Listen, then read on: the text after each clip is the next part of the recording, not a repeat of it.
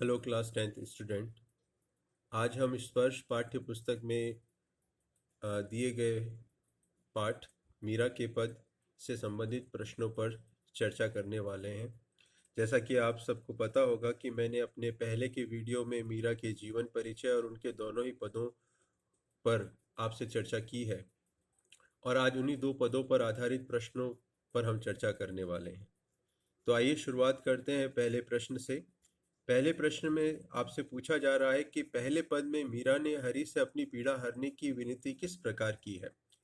तो इसमें आप याद रखिए कि जो भावार्थ आपसे मैंने लिखवाया है या आपको मैंने लिखने के लिए दिया था, उस भावार्थ को एक तरह से आप कैसे संक्षिप्त रूप में जिसे समराइज करते हुए इस प्रश्न का उत्तर दे सकते हैं कि मीरा श्री कृष्ण को अपने भक्तों का उद्धार करने वाला या उनकी पीड़ा को दूर करने वाला मानते हुए उन्हें द्रौपदी की, भक्त प्रहलाद की और गजराज की याद दिलाते हुए उनसे विनती करती है कि उसके जीवन में जो भी कठिनाइयां हैं या जो दुख है उन्हें वो दूर करने की कृपा करें। तो कुछ कुछ इस रूप में आप इस प्रश्न का उत्तर दे सकते हैं। दूसरा प्रश्न है कि दूसरे पद में मीराबाई श्याम की चाकरी क्यों करना चाहती है। जैसा कि आपको याद होगा कि दूसरे पद के वीडियो के दौरान मैंने आपको बताया था कि मीरा ने अपने जीवन के 3 बड़े उद्देश्य माने हैं।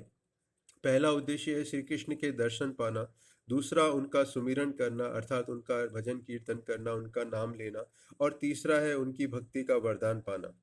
तो मीरा ने इन तीनों उद्देश्यों को पूरा करने के लिए एक ही उपाय खोजा।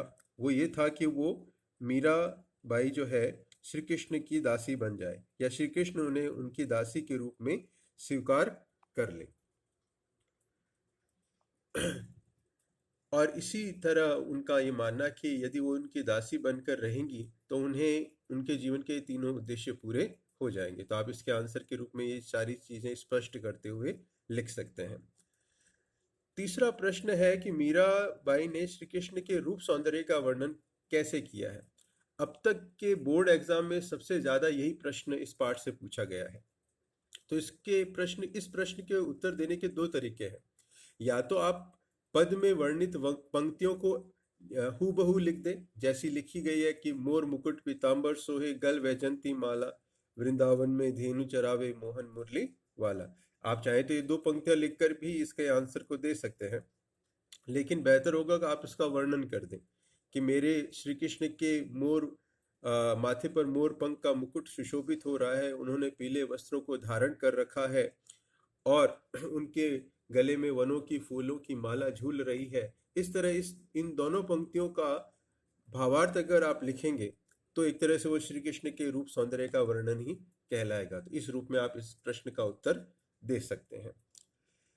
चौथा प्रश्न, यह प्रश्न भी महत्वपूर्ण है, बोर्ड एग्जाम में इसे भी कई बार पूछा गया है कि मीराबाई की भाषा शैली पर प्रकाश डालिए। तो जैसा कि आपको पता होगा और नहीं पता तो मैं आपको बता दूं, इस बार जो बोर्ड का जो पैटर्न आया है, जो सिलेबस आया है हिंदी कोर्स बी का, उसमें अलंकारों को जोड़ दिया गया है। अलंकार से अभिप्राय है जो भाषा के अंदर भाषा के गुणों को या भाषाओं में चमत्कार उत्पन्न करने के लिए जिसका प्रयोग किया जाता है उन्हें हम अलंकार कहते हैं। अलंकार शब्द का शाब्दिक अर्थ अगर मैं कम शब्दों में समझाऊं, क्योंकि ये एक अलग टॉपिक है हमारा, तो इस पर हम विस्तार से चर्चा आगे अलग वीडियो में करेंगे। लेकिन अगर मुझे अलंकारों के बारे में एक संक्षिप्त जानकारी देनी हो तो मैं इस तरह ही देना चाहूंगा कि जिस तरह एक स्त्री या नारी जब आभूषण धारण करती थी, जिस प्रकार वह उसकी सुंदरता में वृद्धि होती है, कुछ उसी प्रकार जब भाषा में अलंकारों का प्रयोग होता है तो उसकी खूबसूरती या उसमें चमत्कार उत्पन्न होता है। तो मीराबाई ने अनुप्रास अलंकार, उपमा अलंकार, रूपक अलंकार, इन सभी अलंकारों का प्रयोग किया है। उनकी भाषा में 3 अलग अलग भाषाओं का मिश्रण, सुंदर मिश्रण देखने को मिलता है, जिसमें आप ब्रज, राजस्थानी और गुजराती भाषा लिख सकते हैं। और साथ ही साथ इनकी भाषा की सबसे बड़ी विशेषता है कि इनकी भाषा में संगीतात्मकता है, अर्थात इनके पदों को संगीत के साथ जोड़ा जा सकता है। और यही कारण है कि इनके पद इतने अधिक लोकप्रिय हुए कि वो पश्चिम बंगाल तक गाए जाते थे।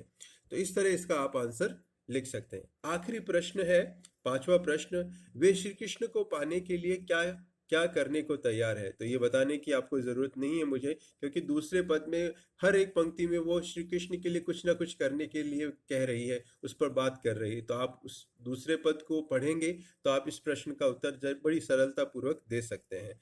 तो आज का आपका जो टास्क है, आज आपको जो काम करना है वो यही है कि आप इन 5 प्रश्नों का क भाग, प्रश्न जो आपके पुस्तक में है उनमें जो क भाग है उसे आप करिए, और उसमें आपको कोई अड़चन नहीं आएगी। ये वीडियो देखने के बाद और इससे पहले की वीडियो को अगर आपने ध्यान से देखा है तो आपको ज़रा सी भी परेशानी नहीं होगी।